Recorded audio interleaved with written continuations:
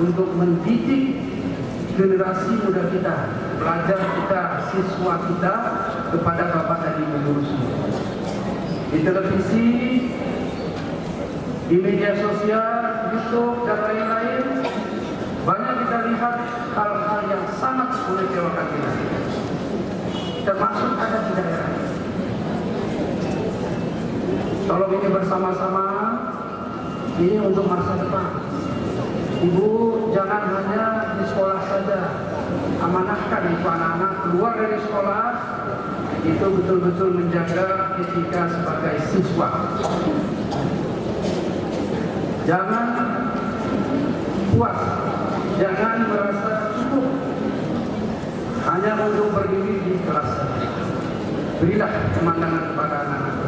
Kadang-kadang kita merasa di luar.